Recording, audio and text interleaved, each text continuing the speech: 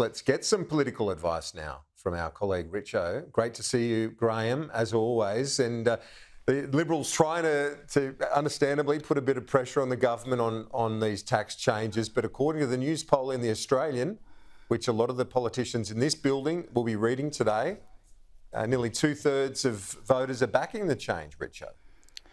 Yeah, look, I think things are getting tougher for the Liberal Party at the moment. This is just a great era for Labor.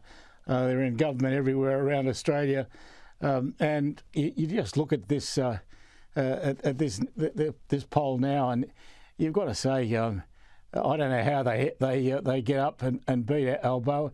Albo is so personally likeable that I think he can rule as long as he likes. In terms of the breach of promise, you've seen many over the years in politics, state and federal.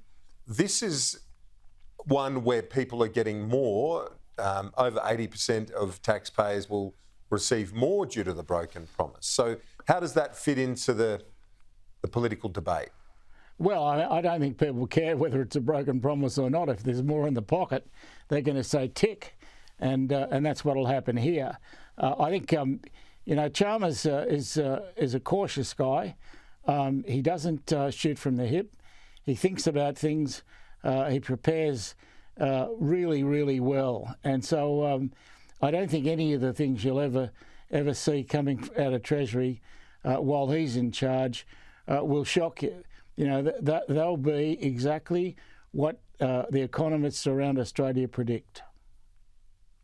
A number of Liberal backbenchers that I've been in touch with have said that they think the coalition will get to the point where they will wave them through. They don't want to be seen to be committing to stopping low and middle income earners getting more cash. That would make political sense, Richo. Yeah, I think it would make political sense, but you can't do it. And I think, if you look at the Liberal Party right now, it's a very difficult time for them. And I really feel for Peter Dutton, who's a decent guy, trying hard. But it's just, I think sometimes you can't beat the times. And the times, they haven't been a-changing.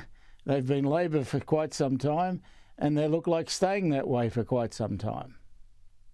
So in terms of the next year, bit over a year to the next election, most likely March or thereabouts 2025, what's the mindset for Prime Minister Albanese and Treasurer Chalmers?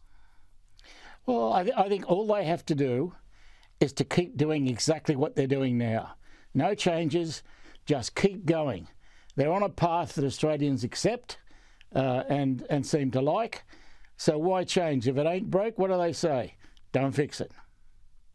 Do you think that the way they did the backflip with Pike, that they were able to do that in a way that you would? We've seen the Peter Beatties of the world who come out and apologise a million times and so on. How do you think they navigated that broken promise? I think they did it really, really well. But see, I think Australians are open to it. I don't think that they take an objection if you say, look, I know we promised this, but times have changed. This is what's happened in the interim. We can't do that now, but we can do this. I think Australians will look at that and say, yeah, well, that sounds okay. And they don't say you have to keep promises to the letter. Everybody knows in politics that ain't going to happen.